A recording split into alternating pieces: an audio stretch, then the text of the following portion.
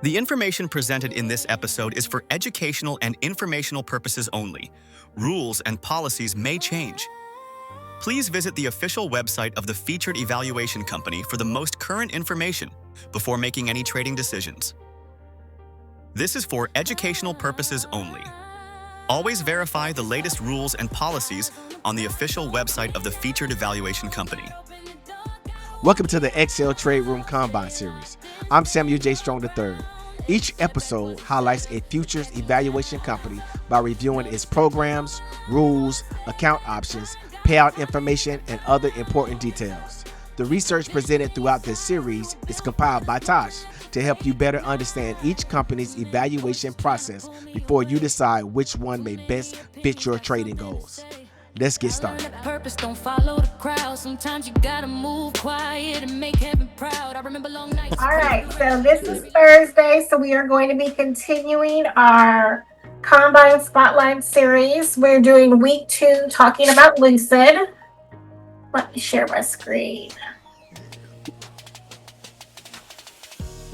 Okay, so this week we're really going to be focusing on understanding the rules where Lucid is concerned. As a as a reminder, with evals, it's not just about reaching the profit target. Most times it's when people blow accounts is because they violate the rules. They don't understand the rules. So it's very important that you understand the rules for whatever prop firm that you're trading.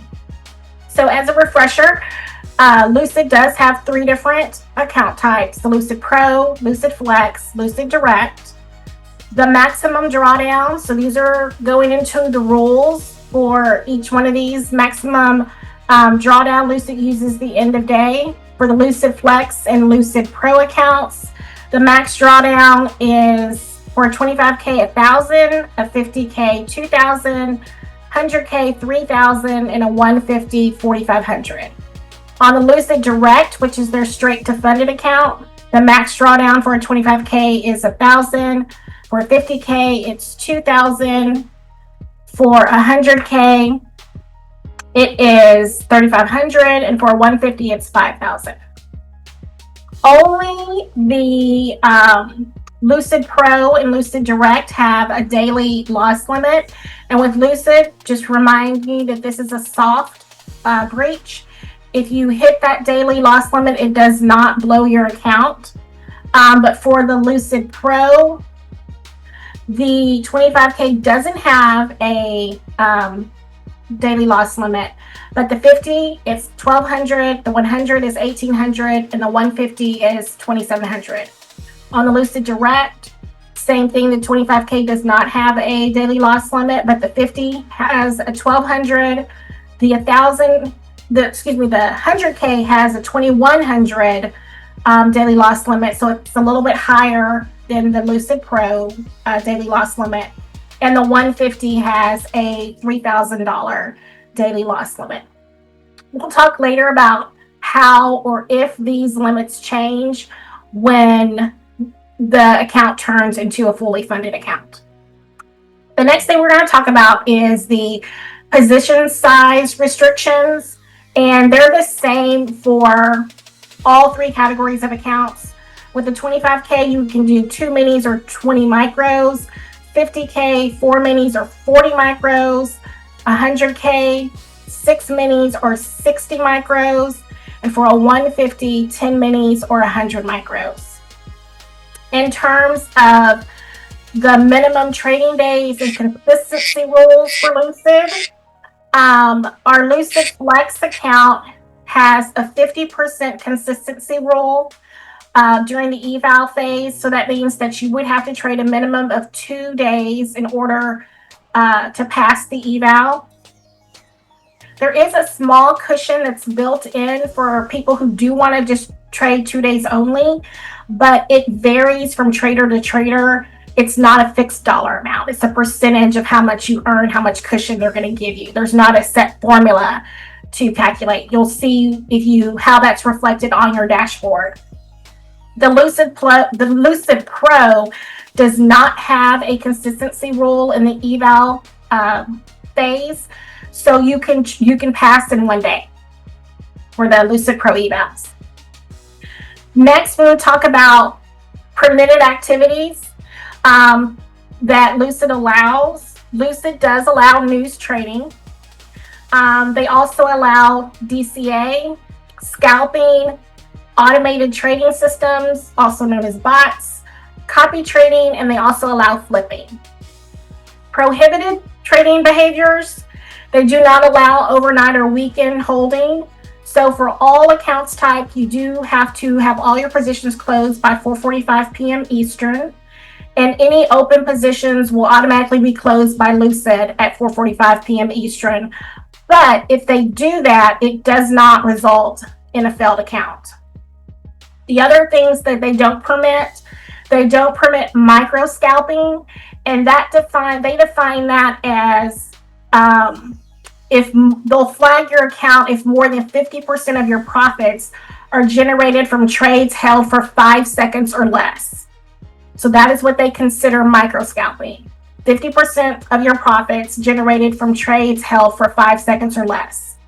They also do not allow hedging, high frequency trading, which that usually comes about if you're using an automated trading strategy or a bot that places a high volume of trades within an extremely short period of time. And by a short period of time, that's, milliseconds or seconds. That's what they consider high frequency trading. They also do have some rules around inactivity.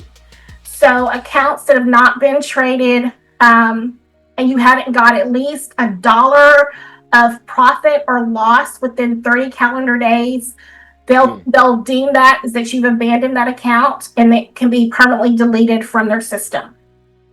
If you blow your account and you don't reset it, because remember, Lucid does not do monthly billing, so you have to go in and reset your account if you blow it. But if you do not reset it within 30 days, they can delete that account.